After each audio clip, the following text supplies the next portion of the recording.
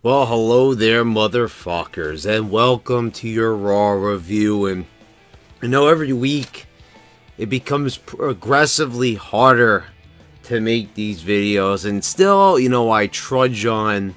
I try my hardest to sit there during these shows, and I try as hard as I can, to try to find the positives in these shows. And I think I do it better than anybody while still being genuine.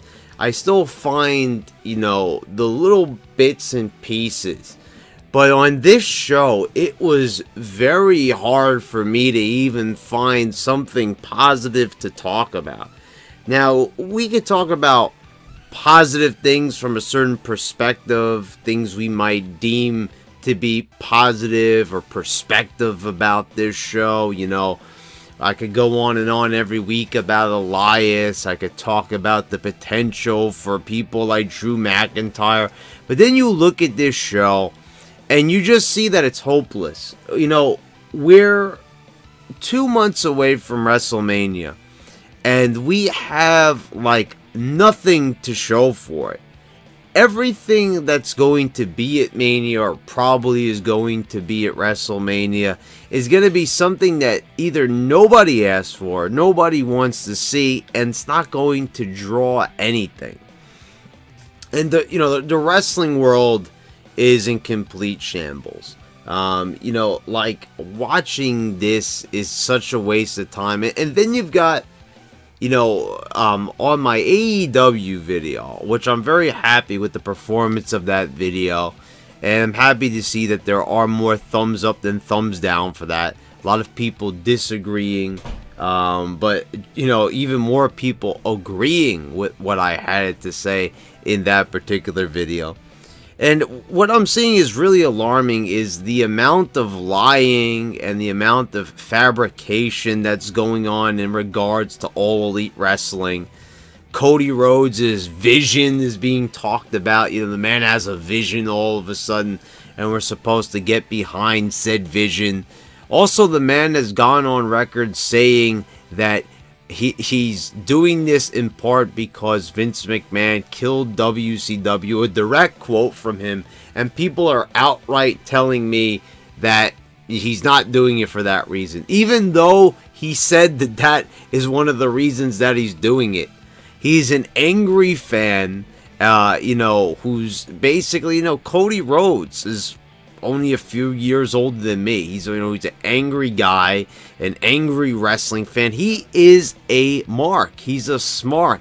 He's just like everybody else in the audience, the annoying crowd chanting, "This is awesome."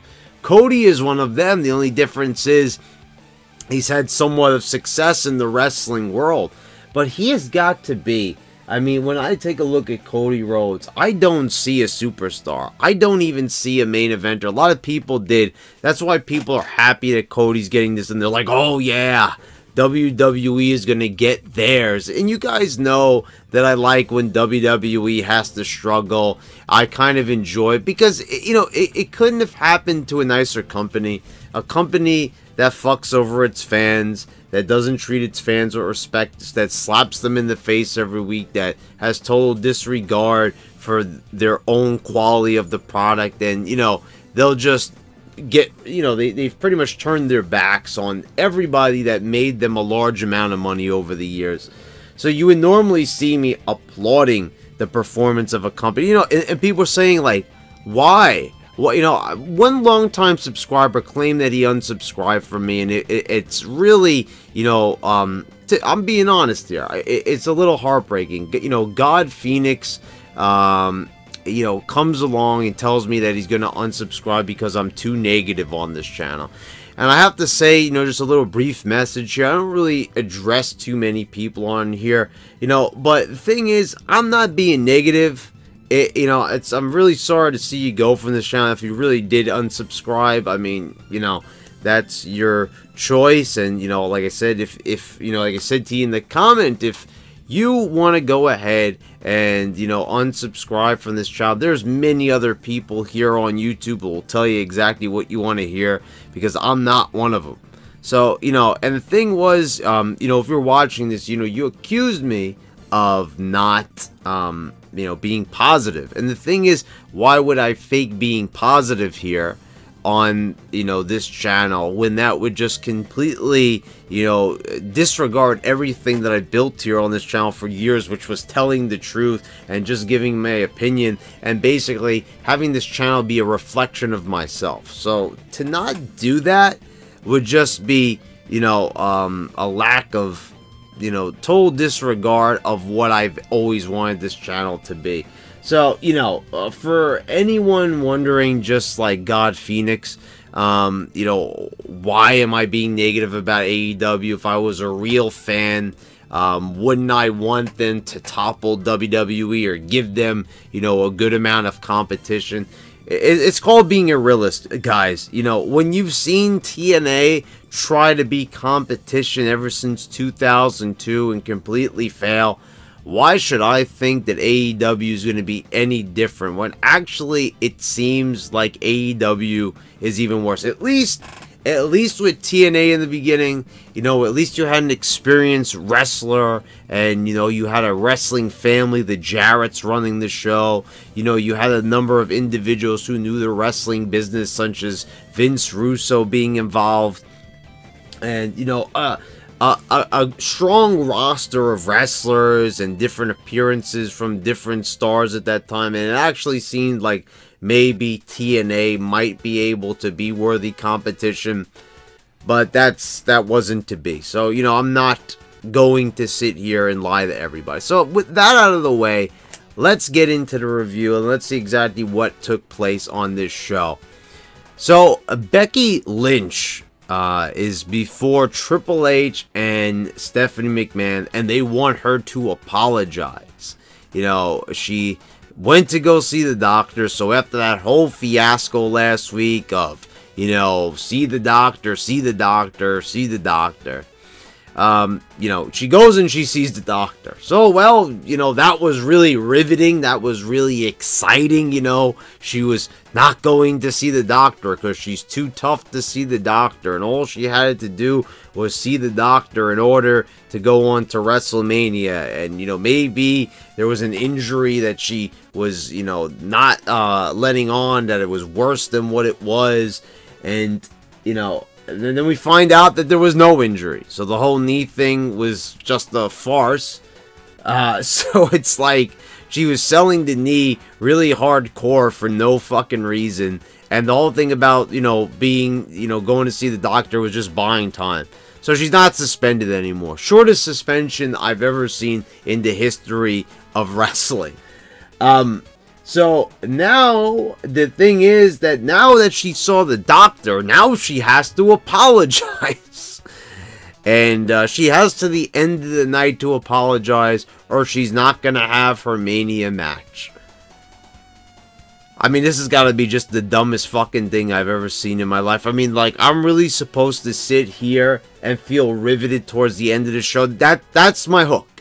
That's my hook to watch to the end of the show. If I'm not watching this in clips and I'm being a real dedicated fan and I'm going to watch this whole show for 3 hours, that's my hook that they're giving me, right? I'm the fish in the wrestling pond. They've hooked me in. And what is the hook?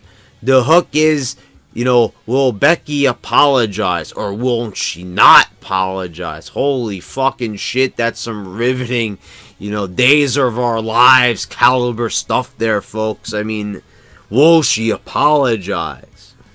I mean, the answer should be to that is no, because she is supposed to have pride. She's supposed to have, you know, this sense of badassery to her, right? Old Stone Cold there, right? Old Stone Cold Cringey Lynch. So let's see, did she end up apologizing? We'll look at the rest of the show. So we have a triple threat tag match because you had one on SmackDown. Gotta have one on Raw, right? Nia Jax and Tamina defeat the Riot Squad and Bayley and Sasha Banks. Now, Elimination Chamber is actually on Sunday. Are you kidding me? Did we not just have the Royal Rumble 2 weeks ago? You know, I understand if WrestleMania is, you know, what is it, 2 months away? then why the hell are we having a pay-per-view this soon? Could we wait at least another week? You know, and we're going to have this big, you know, Elimination Chamber women's match, you know, for the tag titles. And I thought that Sasha and Bayley were going to win them, and I think that they still might. They're kind of making them look more like underdogs here, and the spotlight is more on Nia Jax and Tamina. But I still feel like they're going to give it to Sasha and Bayley because, you know, well, that's been the most consistent team over the years. You know, it's like, have you ever felt so underwhelmed by these titles? These have to be the least over titles of, you know, and the thing is, the titles shouldn't even be over. The wrestlers should be putting the title over. It shouldn't be the other way around, right? You know, or something like that. Maybe the title will put over the wrestler. Whatever way you want to look at it, these titles are not over. They introduced them. You know, you had what's his name drooling all over them from you know, heavy artillery, and it's just, you know, you see these titles, and you know, you could argue with me that they look good or they look like cheap, like they're from the aisle at Toys R Us and, you know, shit like that. But needless to say, it's like no one wants to see these titles. It's like most of these teams are just thrown together, and we have seen so many different incarnations of Sasha and Bayley versus the Riot Squad. I mean, it's just, wow. Anyway, let's move on here. There's not a lot to say about that match. We have Becky Lynch getting advice from Finn Balor. Like, getting advice with Stone Cold. You know, because the thing is, why do I keep doing this with Stone Cold? Because you people keep comparing her to Stone Cold. Oh, wow, she's exactly like, oh my God, she's exactly like him in every way. I mean, there's barely even a difference here. So, you've got Becky Lynch, like, talking really casually. This is the badass, you know, getting advice from Finn Balor, and Finn Balor is telling her, you know, you know, don't retaliate too hard. The best thing is to let, this is pretty much what he said. I'm paraphrasing. But he says, you know, you can't let everything get to you. He says, you know, you need to just wait for the moment is right until, you know, you could, until the world is watching. And then he said, then he's going to take Bobby Lashley's IC title. So, yeah, so that's really an exciting way to look at wrestling, right? You know, nothing, that's exactly how it is. Exactly how Balor explained it. Every week, nothing really happens. But then all of a sudden, out of the blue, somebody wins a title. So that's why. So Balor just explained why he's not over. Balor just explained why no one's over on the roster. Because everybody just waits around and does nothing. Until a title match comes around. And then it's all about having a 5-star match. So, you know, you pretty much got all that you need to know. Becky compliments him on his abs. You know, what a badass she is. I mean, holy shit. This girl, she's a total badass. I mean, holy cow. I don't know how the entire roster is not cowering before her. I mean, really what the thing should be is you should see Becky beating the shit out of every single girl in the back. She should be furious. She should, you know, be angry that she's, you know, being forced to apologize, to have to do this. I mean, but just even apologizing. I'm going to talk about at the end how they could have done this a lot better. Elias was, you know, out in the ring, and for some reason, the Lucha House Party shows up. I'm telling you guys, Elias is not going to have a match at Mania. He is going to be faced with the same scenario that it was last year.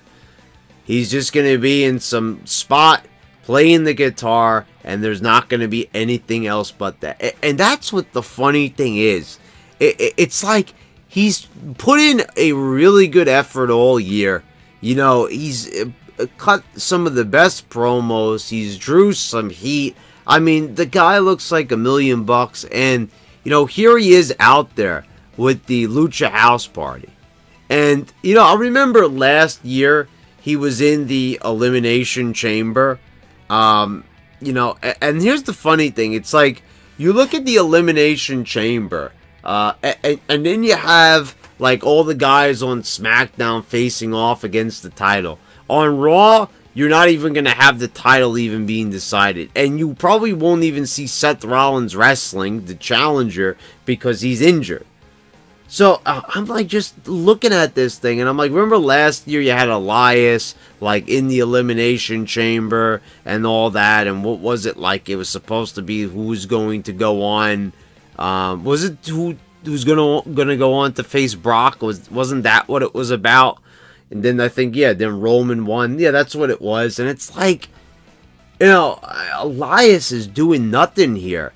You know, you have Kalisto then takes the guitar. He wants to play the guitar. And then Elias bashes it over his head. And like, I don't know what this was. They told the guys to go out there and improvise, but nothing was working. It was supposed to be funny.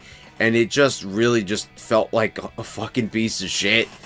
I mean, wow. Like, what was the purpose of this? What did this do for Elias? And, you know, what did it do for the Lucha House Party?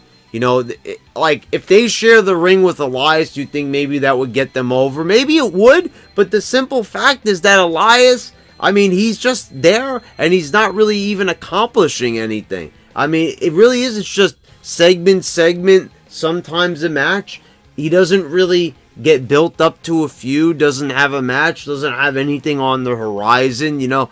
So it's like, how can such a talented guy, you know, seem like less busy than Finn Balor on the roster? I mean, for Christ's sakes, even Chad Gable is more busy than Elias when you see it. Like, when you really look at it, I mean, it's truly stunning. Then up next, you had Balor defeating Drew McIntyre by disqualification. Yeah, you had Corbin and Lashley all run in and beat up on Balor. Angle comes to the rescue. Then Strowman comes to the rescue. And, you know, I didn't watch this. I watched a clip. And did you know that this match went on for 30 fucking minutes? I am so happy that I did not watch that. But I go on the PW Torch and I'm looking at Keller's review. 30 minutes clocked on that bad boy. What the fuck are they thinking? Are they that strapped for content? Like, I will say it again. I mean, like, what are they doing keeping this shit 3 hours? I understand they want that last hour of advertiser money, but it's like they're killing themselves. I mean, I guarantee you most people don't tune into this show just knowing that it's 3 hours. Just the simple fact of going into it, doesn't even matter what's on the show. Just the simple fact that they made it 3 hours is enough, I think, for most people. And you're gonna, like, seriously, they expected people to actually keep USA Network on as this match plays out for 30 fucking minutes. I don't care if Kurt Angle's involved in it. Of course, Balor gets the pin because God forbid Angle get a win. God forbid Angle looks strong in a match. You know, he hasn't looked strong in one for a long time. And, you know, a 30-minute match here. I mean, like, are they mad? Are they out of their minds? I mean, I don't know. Anyway, so you have that match, and, like, it's just like, man, I'm looking at this, and you know, like, what should have been the main event of Mania? It should have been A, Lashley and Lesnar, B, Angle and Lashley, or C, Angle and Brock one last time. I mean, any of those matches would have been better. I mean, you know, you could have given Lashley the title at the Royal Rumble against Lesnar. You know, what, like, come on. What, you know, what is going on here? You know, like, Balor in the land of the fucking giants. I'm getting so sick and tired of seeing this. And if you see, like, the Strowman Corbin thing has been going on for like 5 months now, non-stop. You know, he's already beaten the life out of Corbin. And, you know, now they're going to go back to it again. I mean, like, come on already. This shit is old as fuck. We're going to keep watching these same matches over and goddamn over again. I mean, it's like, can this show progress in any way? Can they write a storyline where maybe there's a tangent and something else happens instead of the same feuds repeating? And it's, you know, it's okay if it was the same feud, but at least let something happen in the feud that progresses it in some way.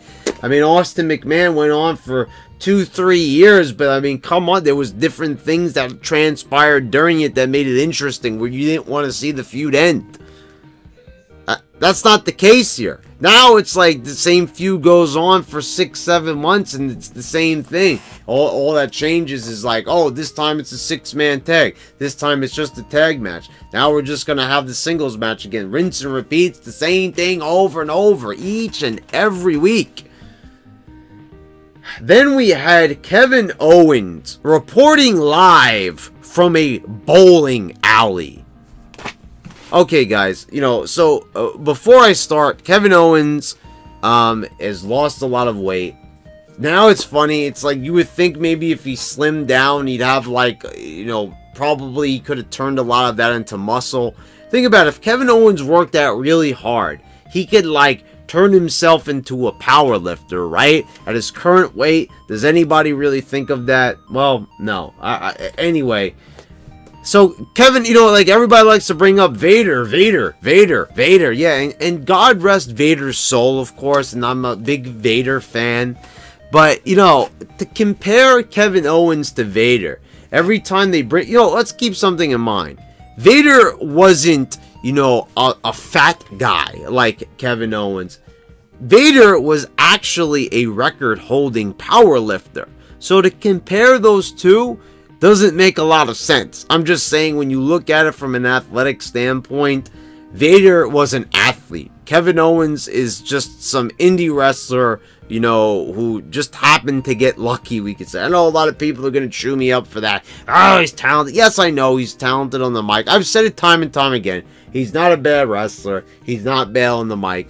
It's just the guy needs to get in shape. And so now he's thin Kevin Owens. Now he looks like super fucking skinny. And it still doesn't look good. But whatever the case may be, it is just hilarious that, okay, I understand he's spending time with his family since he's been injured. And that's why they're showing it at the bowling alley. But just like, how uncool is that? Hey guys, I'm at the bowling alley. And then he gets up and he rolls a strike like a complete fucking loser. You know, one of the last few times we saw this guy, he was covered in blue from a urinal cake. And, you know, it's not like this guy was looking really good when he left. And he comes back and now he's just, you know, laughing it up at the local bowling alley. You know, like Ralph Cramden or something. Or, you know, it's like a bowling alley? Of all places that you could shoot Kevin Owens. I mean, he's Owens fight in all this. And now he's Kevin Owens, the family man, taking his family bowling. I mean, is it supposed to be sympathetic? I mean, I don't know. I just thought it was funny that, remember when Strowman and Owens were having that feud, and then Owens, you know, Strowman said, hey, did you see that guy Kevin Owens? And then I remember the stage and asked, who is that? Like, he didn't even know who he was. He goes, you know, guy who looks like he's hiding a bowling ball under his shirt. And lo and behold, he's bowling right after that. And I'm just like, man. And now he's like asking, I don't know when I'm going to return on Raw or SmackDown. Wasn't he on Raw? He says he's going to be gone for another month. They're going to do the superstar shakeup. But it's like, why is it a mystery? Like, when someone gets injured, it's like, you know, what show am I going to be on? This show that you left on? Needless to say, I mean, you know, are we looking forward to Kevin Owens' return? I'm not, you know. Ruby Riott has defeated Nikki Cross, and I've got a few things to say about this match. A, how fucking rude can you possibly get? During the match, they just completely, they start with like a little picture-in-picture of Ronda Rousey talking to Becky Lynch, and then they completely just do a full screen. Fuck this match. And, you know, normally I'd say, well, okay, you know, what do you expect?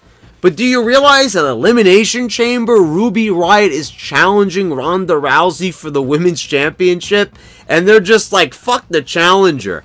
And first of all, why is she even challenging Rousey? I understand, you know, last week She was the only one who was cowardly enough to get into the ring. It would have made more sense if she actually got into the ring with Rousey and she was the only one who could stand up to her. So if you ask me, it should be that Liv Morgan or Sarah Logan is more deserving of the title. They might have lost, but at least they weren't scared of getting in the ring with Rousey. So, like, I don't get it. Like, what is she? You know, like I said, Ruby Riott has grown on me. I think she's a decent talent. But fuck, I mean, what the hell? Like, they just completely just, like, full screened her match right off the damn screen. And, like, Nikki Cross just got there. And she's, like, racking up loss after loss. And after every match, she always had to go, yeah, it's Nikki, Nikki, Nikki. I mean, holy cow, stop. Like, this gimmick. I mean, some people think she's genius at doing it. And yes, her face does look crazy. But, like, she needs to do something else during these matches. Because after every move, it's, I mean, talk about just smiling after every single thing. I mean, after a while, even Al Snow and Mick Foley, you know, Mick Foley wouldn't rock throughout the whole match. I mean, there would be some times, you know, where he'd do it, but then he'd just go back to kind of just focusing on the match. I mean, you know, she does a scoop slam. Yeah, she does a fucking crossbody. Yeah, you know, she does a fucking knife edge chop. Yeah, I mean, like every single move she does. Yeah, I mean, like, it's enough. It's annoying. It's, you know, it's just getting monotonous already, getting repetitive to keep doing the same mannerisms and facial expressions after every move you perform. But, you know, they don't even give a fuck about either, girl, because they're just going to full screen them out. And then we had Seth Rollins has a video package. And it's from 2018. The best of 2018. Guys, we're halfway through February. This show aired yesterday when it was February 11th. And they're showing shit from 2000. Oh, Brad, that was only a month and a half ago. I get it, but we're like already in it. Like, and you look back at that year, Seth Rollins, what did he do? He won the Intercontinental Championship. He won the tag belt. It looked like the least exciting year that you could ever see. We revisited that 90-minute torturous gauntlet match, which, by the way, they're going to have one of those on SmackDown for the tag belts. And so we have Paul Heyman come out, and, you know, you've got Heyman's cutting the same promo he's cut since 2012. You know, insert the same rant that I've been doing for the same amount of years. And Seth Rollins just goes completely over the top. I'll sell my soul to the... Oh my God, like, how cringeworthy was this promo? I'll sell my soul to the devil. I mean, like, holy cow. You know, I will walk through hell to stop you, Brock. It's like, will anybody buy this already? Like, I mean, wow. This is just unbelievable. Really. And just, I couldn't stand this promo. And then Dean Ambrose walks out for his match and he goes, slay the beast. So it's like, okay, so now Mr. Heel here, you know, Roman deserved to get cancer. And now all of a sudden, you know, go get him, champ. It just, there's no way that it could get any worse than this. I mean, continuity, quality, anything of the sort, it's not happening here. I mean, oh my God, just, it's so bad. It's so fucking terrible. And then we have a rematch between Ambrose and EC3. And of course, you gotta do even Stevens booking. EC3 just debuted. He debuted as a mute. He's still a mute this week, but guess what?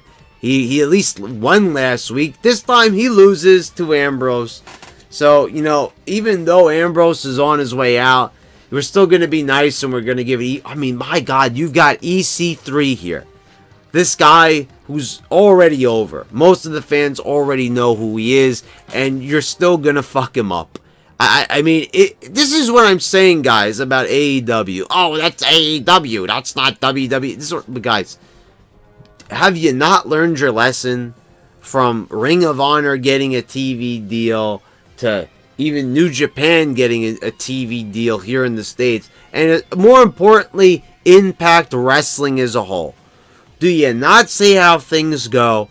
Do you not see just how everything is just pretty much written on the wall from the start? Can you not tell when I mean, there is no point in getting excited for something when you already know how it's going to go.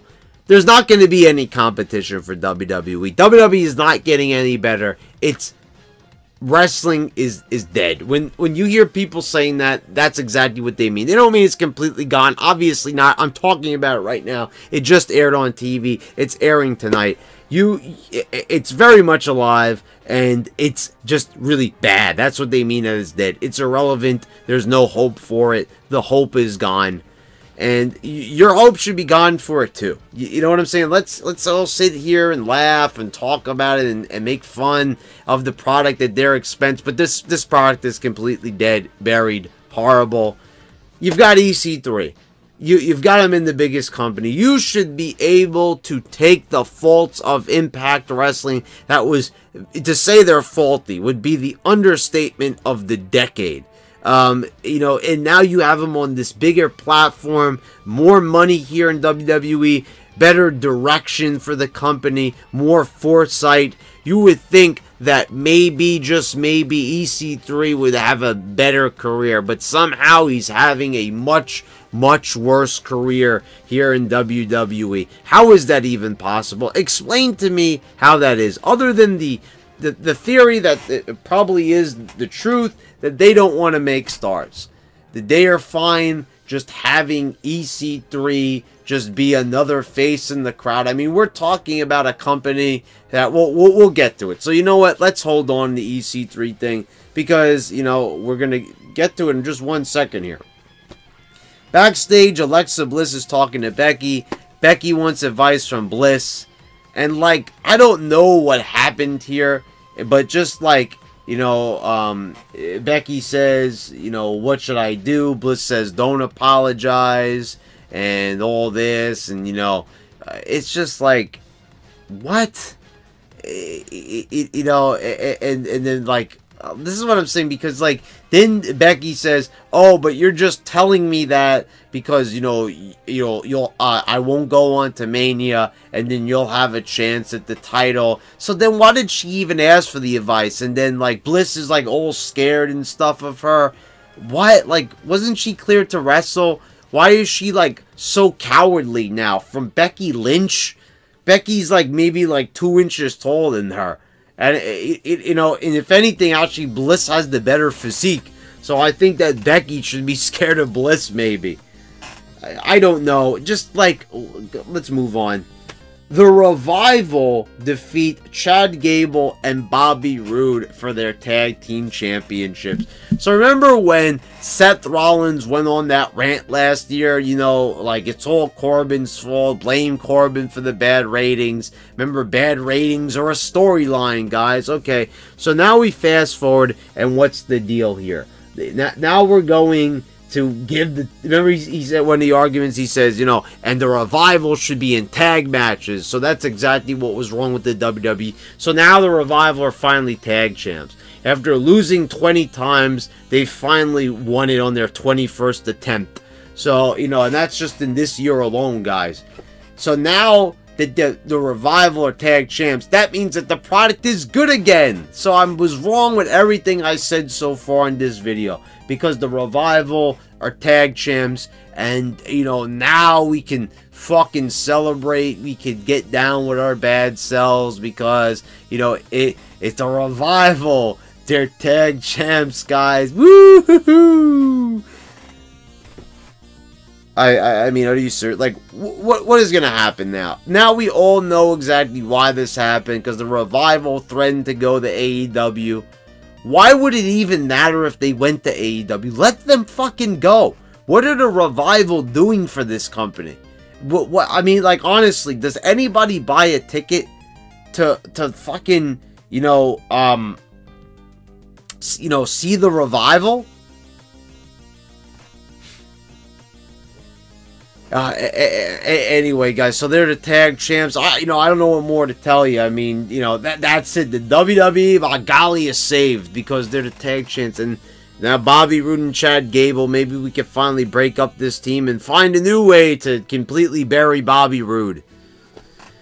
Then in the last segment, it was Becky Lynch, and she's going to apologize. And she does to Stephanie and Triple H.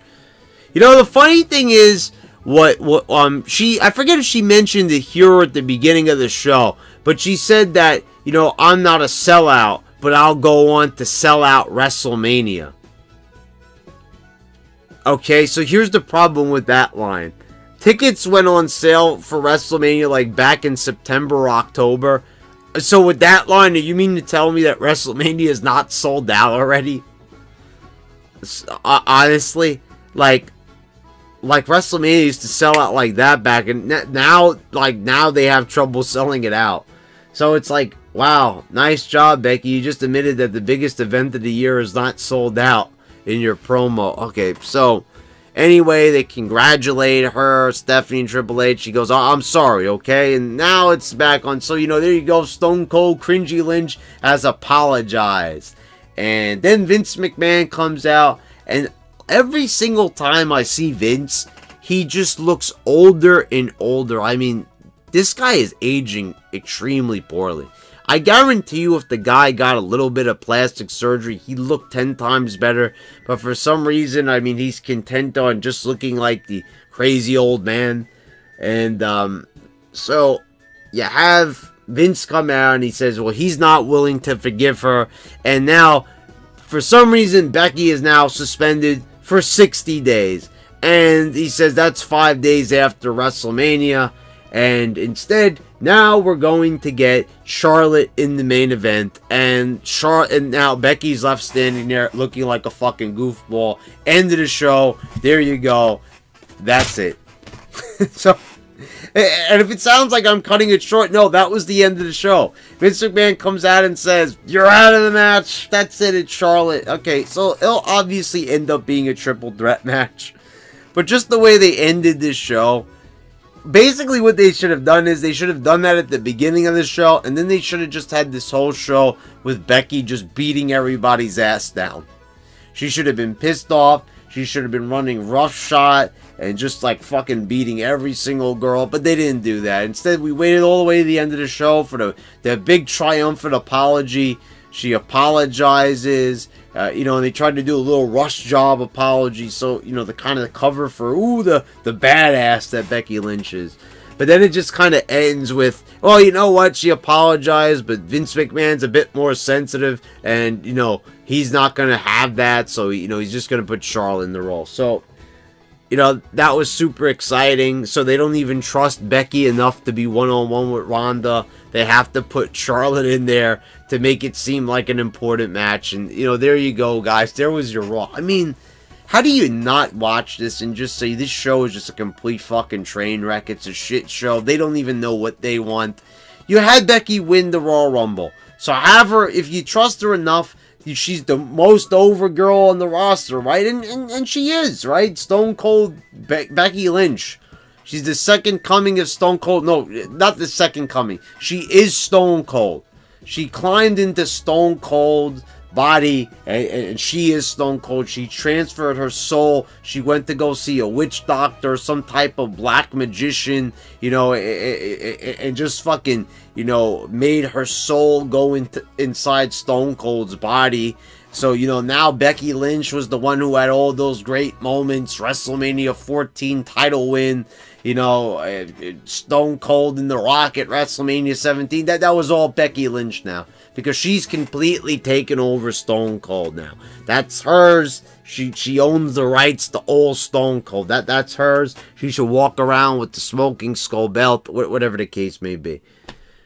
What a fucking joke. I mean, I'm really supposed to sit here and say that I'm entertained by this. This is such clever shit, guys. Remember with our old friend, what was that guy's name? Kazim?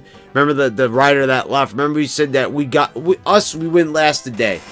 So many brilliant, funny people working at WWE. So many brilliant, funny people. These people are brilliant, and not only are they brilliant, they're funny too.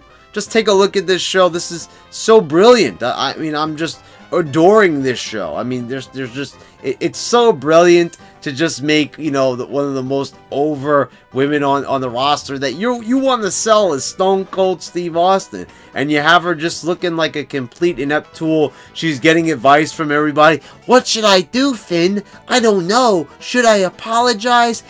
Oh, Alexa, are you lying to me? You know, like, holy shit, like, you know, talk about selling a character poorly. Talk about inconsistency. Talk about a piece of garbage show.